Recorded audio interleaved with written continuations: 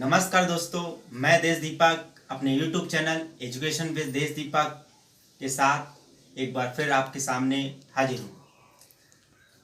कल हमने number system का पार्ट 4 पढ़ा था, जिसमें मैंने एक टॉपिक नहीं पढ़ा पाया था कल किसी कारणवश। तो उसी टॉपिक को हम कंटिन्यू करते हुए वो टॉपिक जो था वो था एस्टिमेशन या राउंड ऑफ, जिसको हिंदी में हम अनुमानित गणना कहते हैं।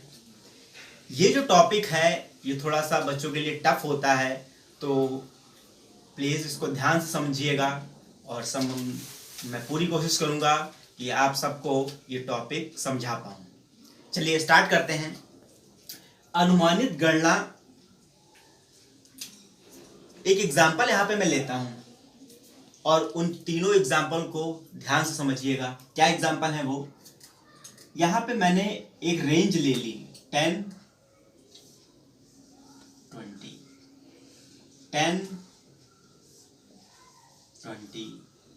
10। यहां पे एक नंबर फिल कर दिया मैंने 12, 18, 15। अब यहां पे हम देखेंगे कि ये जो 12 है, यहां पे 12 जो नंबर है वो 10 की तरफ जाएगा या 20 की तरफ जाएगा। ये कॉमन सा एक एग्जाम्पल है, क्योंकि इस एग्जाम्पल को समझने के बाद ही हम इसके रूल पे जाएंगे। क्या एग्जाम्पल है ये? कि अगर 12 आया है तो इसको हम 10 लिख सकते हैं या 20 लिख सकते हैं या इनमें से कोई नहीं लिख सकते हैं। देखते हैं इस क्वेश्चन में।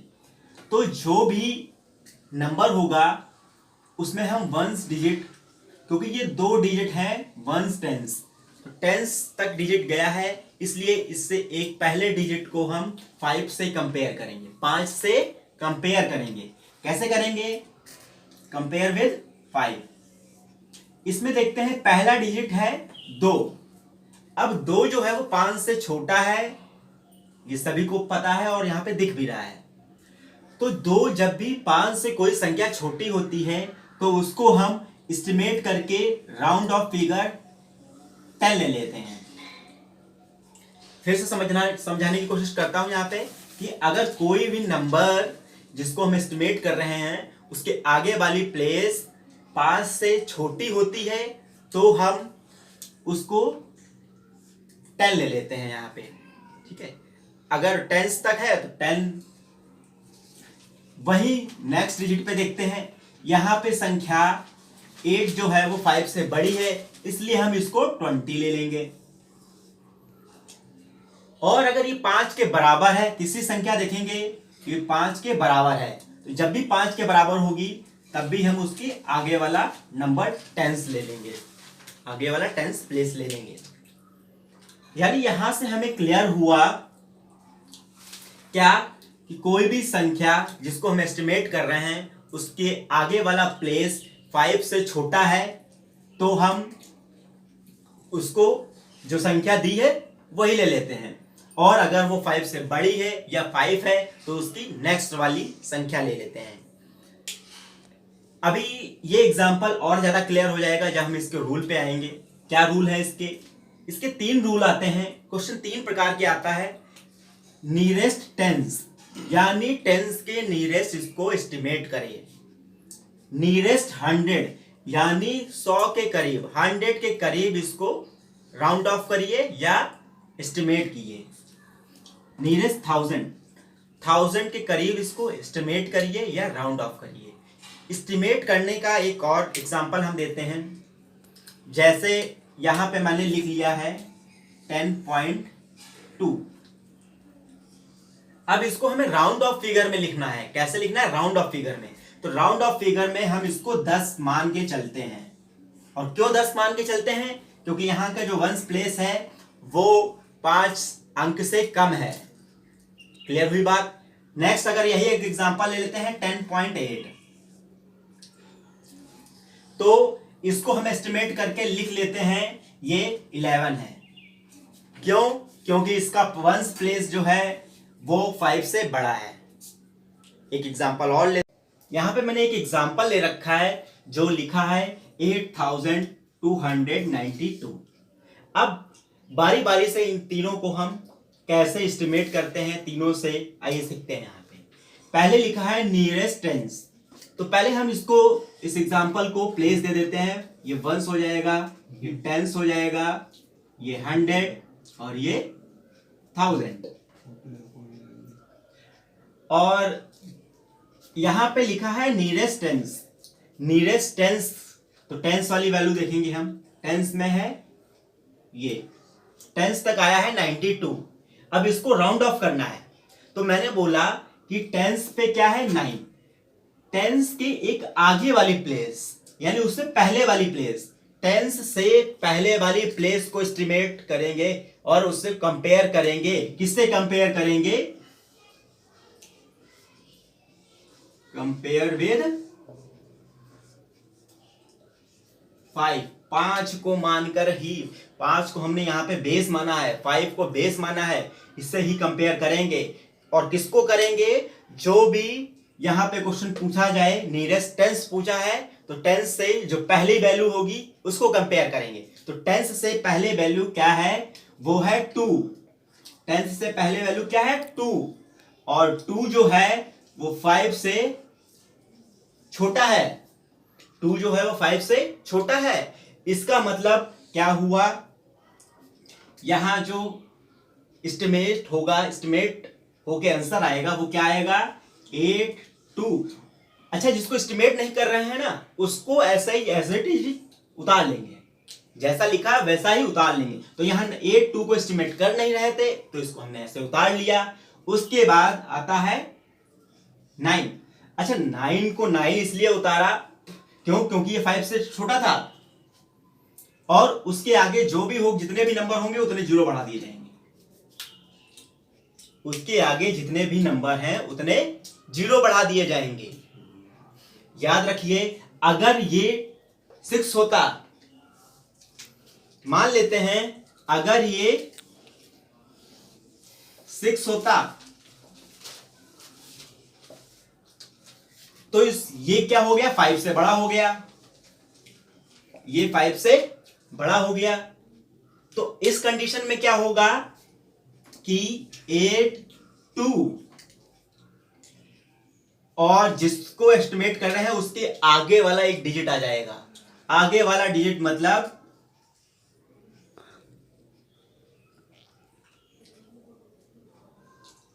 यहां पे कितना आ जाएगा?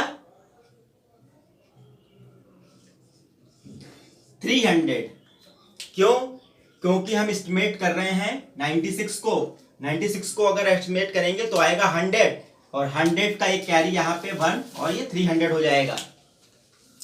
फिर से समझाता हूं एक बार और, क्या कि पहले प्लेस को हम कंपेयर करेंगे 5 से। अगर छोटा है तो जिनको एस्टिमेट नहीं किया उसको ऐसे ही उतार लिया, और क्योंकि छोटा है इसलिए वो डिजिट सेम रहेगी और उसके आगे जितने भी डिजिट है उतने। अब हमने पहला रूल इसका ये सीख लिया है, टेंस नियरेस्ट 10 का रूल। मैं आशा करता हूं सभी को अच्छे से समझ में आया होगा। अगर नहीं भी आया है तो हम इसको 100 में भी समझ सकते हैं। 100 का रूल क्या कहता है? वही जैसे टेंस पढ़ रहे थे वैसे ही 100 पे आएंगे। कैसे? पहले तो हम प्लेस डिसाइड कर लेंगे, 1, 10, 100, 1000। अब हमें नियरेस्ट 100 की बात कर रहा है तो फर्स्ट से लेके 100 तक वैल्यू लेंगे, यानी 292।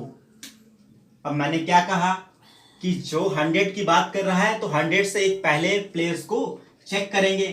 क्या चेक करेंगे? ये 5 से बड़ा है या 5 से छोटा है। तो क्लियर हो रहा है, साफ साफ यहाँ पे दिख रहा है कि ये 5 से बड़ा है। अगर 5 से बड़ा है तो क्या हो जाएगा? जिसको एस्टिमेट नहीं कर रहे हैं उसको तो ऐसे ही नोट कर लेते हैं। और 5 से बड़ा है तो ये आगे वाली वैल्यू चली जाएगी, यानी यहाँ पे जो लिखा है उसके एक आगे वैल्यू क्या हो जाएगी? 3, और बाकी उसके आगे 0 हो जाएंगे। क्लियर हुई बात? एक और एग्जांपल से हम समझा देते हैं इसमें। 6, 3, 4, 5। इसमें भी हम अगर प्लेस चेक 1, 10, 100, 1000। अब इसमें 3 वैल्यू ले लेंगे पहले की, क्योंकि 100 तक कह रहा है। नियरेस्ट 100 यानी नियर अबाउट 100 के पास में इसको हमें राउंड ऑफ करना है या अनुमानित गणना करनी है इसकी। तो हमने यहाँ पे 3 ले लिए, 3 नंबर पहले 3 डिजिट ले लिए। अब देखना, मैंने कहा 100 की बात कर रहे हैं तो उससे पहले वाले को हम किससे कंपेयर करेंगे? 5 से। अब 5 से कंपेयर करेंगे तो क्या हो जाएगा? ये 5 से छोटा है, तो छोटा है तो क्या करेंगे? 6 ऐसे ही नोट होगा, 3 ऐसा ही नोट होगा, और इसके आगे जितने भी नंबर है उतने, जितने डिजिट है उतने 0 बढ़ा दिया जाएंगे। अब यहां कंडीशन देखो, अगर बड़ा हुआ तो जिसको एस्टिमेट करना है उसको एक अंक आगे बढ़ा देते हैं। क्लियर हुई बात? कि जिसको एस्टिमेट करना, यहाँ पे 100 को एस्टिमेट करना था, उसको एक अंक आगे बढ़ा दिया। कब? जब 5 से बड़ा होता है उसके आगे वाला डिजिट। और अगर उसके आगे वाला डिजिट 5 से छोटा होता है तो वो नंबर जिसको एस्टिमेट कर रहे हैं वो जो का त्यों उतार देते हैं, और उसके आगे जितने अंक होते हैं उतने 0 बढ़ा देते हैं। अब हम इसी एग्जाम्पल से नियरेस्ट 1000 को एस्टिमेट करने की कोशिश करते हैं, और कोशिश करेंगे कि आपको अच्छे से ये समझ में आ जाए।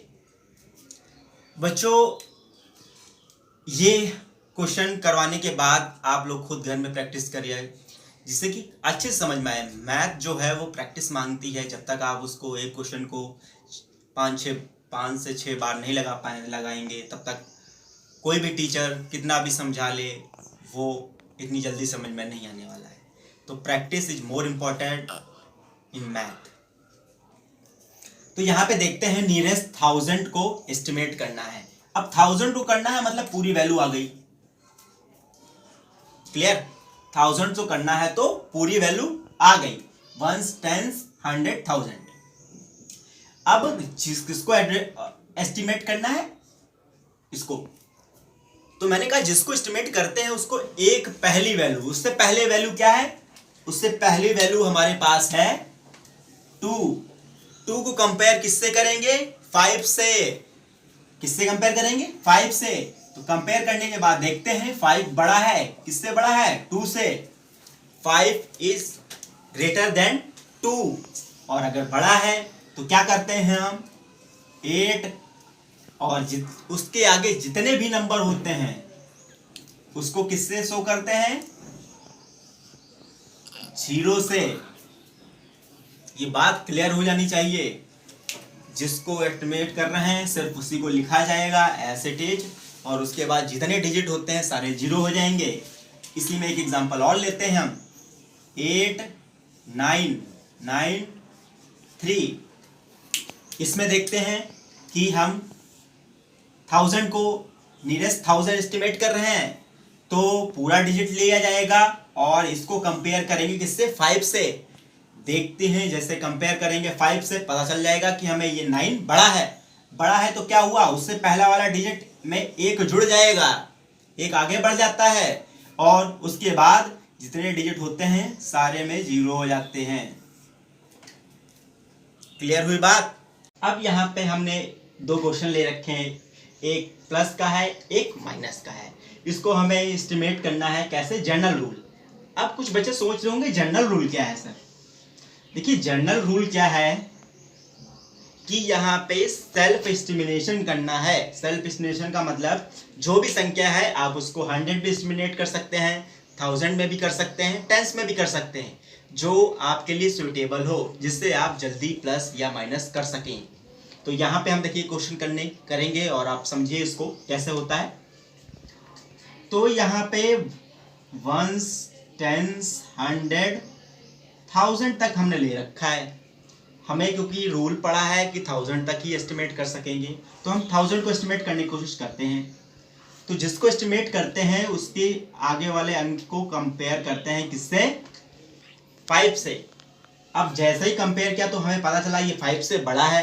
तो 5 से बड़ा है तो जिस प्लेस को हम एस्टिमेट कर रहे हैं वो एक स्थान आगे खिसक जाएगा, और उसके बाद सारे अंक 0 हो जाएंगे। प्लस सेम कंडीशन यहाँ पे भी कर लेते हैं, 1s 10s 100 1000। अगर इसको एस्टिमेट करना है तो 8 जो है वो किससे बड़ा है? 5 से बड़ा है, इसलिए ये 2 3 पे पहुंच जाएगा और बाकी सब 0 हो जाएंगे। इन को जोड़ लेते हैं हम, 1 2 3 4, 1 2 3 4 यानी 1 6 0 0।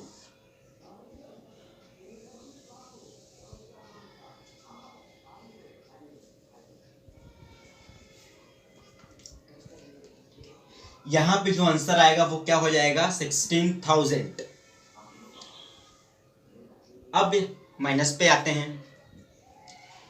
यहां पे भी हम 1s 10s 100 1000 1000 को एस्टिमेट करेंगे तो उससे पहले डिजिट देखेंगे 2 है, 2 किससे 5 से कम है और कम होता है तो जो इसको एस्टिमेट कर रहे हैं वो सेम डिजिट हो जाता है, उसके आगे जितने डिजिट होते हैं उतने 0 लगा लेते हैं। सेम कंडीशन यहाँ पे भी 1 को एस्टिमेट करना है, कंपेयर करेंगे इसके आगे वाले डिजिट को, 4 5 से कम है इसलिए वो डिजिट सेम और उसके आगे 0।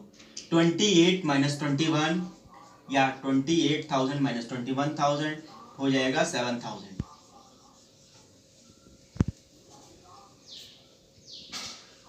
उम्मीद है आपको ये क्वेश्चन समझ में आया होगा। एक क्वेश्चन यहाँ पे मल्टीपल का भी लेते हैं।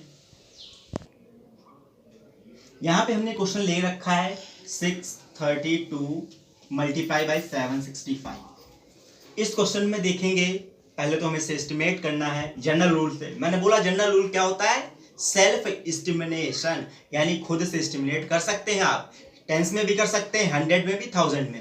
लेकिन मैंने बोला जितने डिजिट होते हैं उसके नियर अबाउट एस्टिमेट करते हैं तो आसान पड़ेगा हमें। तो यहाँ पे 1s 10s 100 same, 1s 10s 100, तो हमको इसमें क्लियर हो गया कि इसमें एस्टिमेशन किसका होगा, 100 का होगा। तो जिसको एस्टिमेट करते हैं उसके आगे वाले डिजिट को कंपेयर करेंगे किससे, 5 से। 5 से कंपेयर करते हैं तो 5 से छोटा है, तो जो छोटा होता है तो जो डिजिट होता है वो सेम एज इट इज उतार लिया जाता है। उसके आगे जितने नंबर होते हैं 1 2 नंबर तो 2 डिजिट मल्टीप्लाई बाई। इसमें भी हम एस्टिमेट करेंगे 100 को, तो 100 के आगे वाले डिजिट को कंपेयर करेंगे 5 से, तो ये 5 से बड़ा है तो जिसको एस्टिमेट कर रहे हैं उसमें एक प्लस हो जाएगा यानी 8 हो जाएगा, उसके आगे 2 0 उतार लेंगे, क्लियर करना चाहिए। अब इसको हम मल्टीप्लाई कर लेते हैं, तो बहुत आसान है मल्टीप्लाई करना। नंबर को नंबर से मल्टीप्लाई करेंगे, डिजिट को डिजिट से, 6 8 जा 48 और उसके बाद जितने 0 होते हैं उतने उतार लेते हैं। 2 2 4 0 हो गए, 1 2 3 4 44,80,000 हमारा आंसर आएगा। मुझे उम्मीद है कि ये क्वेश्चन एस्टिमेशन के आपको समझ में आए होंगे। कुछ क्वेश्चन आप अपने बुक से भी सॉल्व करिए ताकि ये आपको और अच्छे से आ जाएं।